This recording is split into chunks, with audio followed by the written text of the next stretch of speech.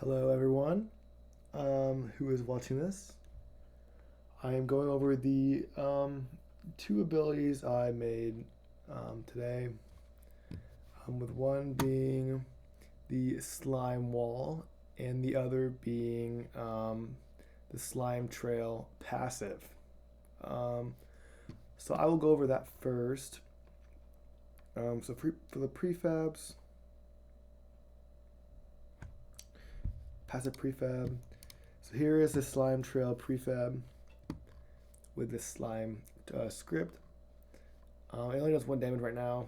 So I'm sure you can change later, but I don't really think that's necessary right now. So I'm just gonna show that real quick.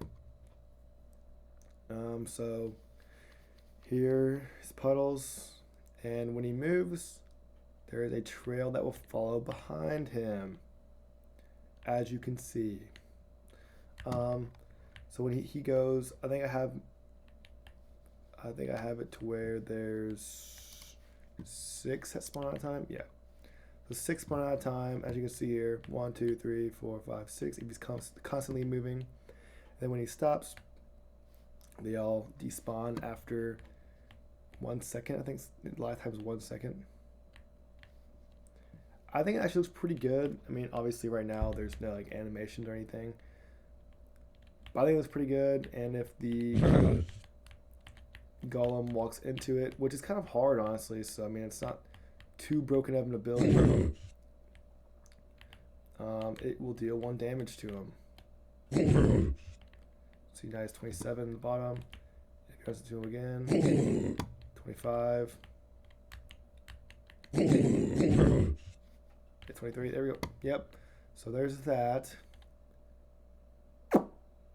And then going to the slime wall, the prefab is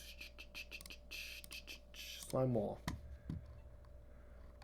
So here's the prefab slime wall. Just pretty much just has the wall script, boss collider, and a rigid body, which is kinematic, so it doesn't move around. And then 3-second cooldown. It stays up for 5 seconds. I don't believe the knockback works, so that's not really important, and I'll have it doing 1 damage right now. For right now, also. And then I'll show it real quick. So running around, boom, wall. Gets hurt once, and then it doesn't deal any more damage, so it only has an initial damage dealing. So I think it's I think it's pretty balanced for a secondary, because it doesn't do a whole lot of damage, but obviously it gives you a lot of freedom of running around. It's not overpowered because it doesn't really deal damage, but it allows you to have space to kind of spam your primary, which obviously the punch is probably not the best thing to use for this. But and then a 3-second timer, so you can't just spam them down. So yeah, I think it's actually pretty cool. I actually like it, but I couldn't get the knockback to work. And I have other things to do, so that's as far as I'm getting. So going to the script. So here's a trail. This is the script that goes on the prefab.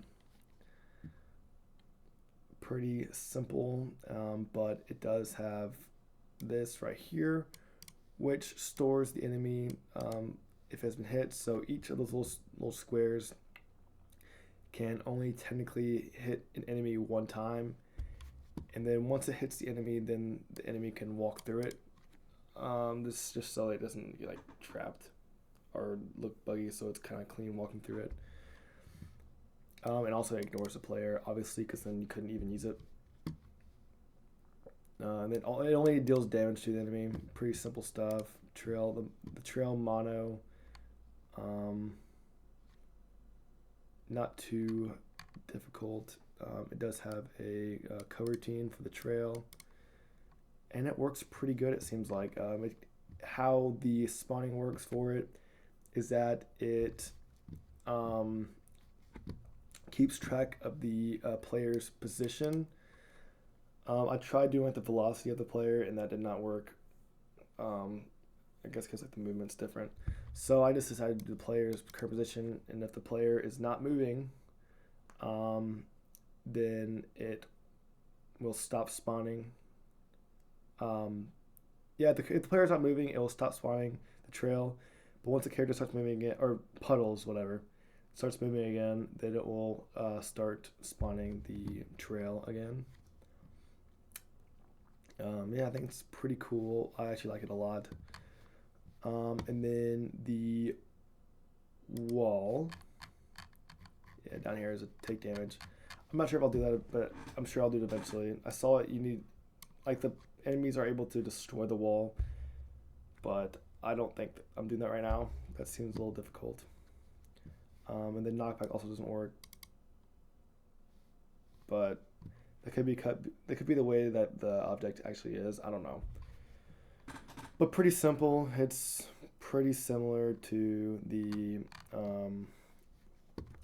dividing slash, but it has the same thing as the trail, where it keeps track of the enemies that it hits and only deals at one time. So it doesn't like keep like walking into it and getting hurt over and over again. That's kind of stupid.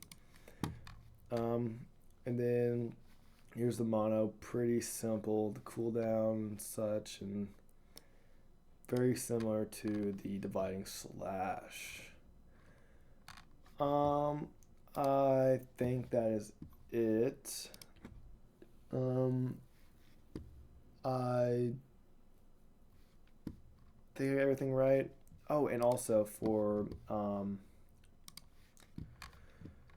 the mono, I tried to incorporate the ability stuff and like the added damage.